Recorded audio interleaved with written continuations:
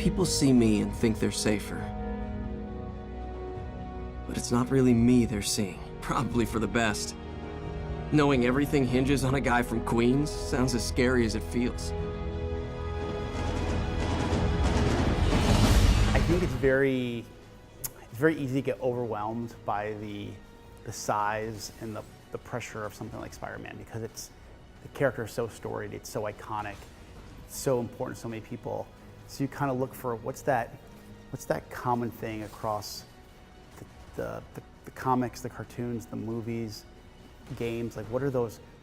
Boil it down to one thing, and it's really about those worlds colliding. I think that's the number one thing. I mean, we've built everything around it. So you kind of say, okay, that's what makes the best story. Then, okay, who is Peter Parker? He's someone who's very relatable, very vulnerable, somewhat awkward at times. And then you look at Spider-Man, he's a little bit different. When he puts that mask on, he's much more confident. He uses humor, so usually to bring down the stress, but also he perseveres, you know? So, okay, what's that? And then, okay, what is the next layer is, okay, well, what kind of story do we want to tell? Well, we don't want to do the origin. We don't want him old enough so he's married with kids. Is there another defining time of life that people can really connect to? We said, well, what if he had just graduated college? Because I remember, you know, personally for me, that was a really different time in my life. You know, I mean, now I'm living my own, I'm paying my own bills. I'm trying to make a name for myself in the world. I was a journalist at that point. I think it's just something you really remember. And then also, like, you know, all of your friends are moving away or starting their lives, and I just think it's something we can kind of all relate to. And then people ask, well, then how did you decide which characters to have? I'm like, which characters support that idea of mentorship? What character can help support the idea of partnership? And then that kind of all fed into. So we really started really top level with the worlds colliding, and then just worked our way down to the details of the story. So that's how you got to go with not getting so overwhelmed with so much of a huge iconic character like Spider-Man.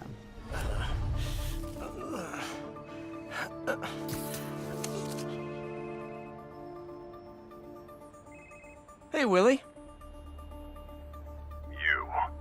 Nice jumpsuit. Slimming. Anything creative, anything in a creative field is a lot about iteration. Doesn't work, trying again. Any project has frustrations and points where you're like, I don't know if we're gonna get it. Like, I just don't know. Like, even really early on was like getting the tone correct, getting his voice correct, making sure that we had a good balance of humor, relatability, vulnerability at the same time. Like, that was really, really hard. And like, we went through a lot of just iterations on scripts and getting the voice actor Yuri Lowenthal in the booth, working with him, trying different stuff out, asking him what he thought worked. So we record a lot of stuff, toss all this stuff and redo it.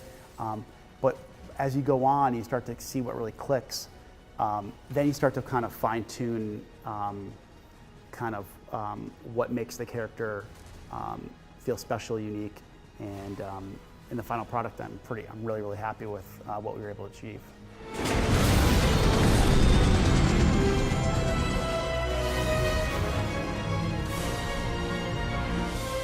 Please don't screw this up.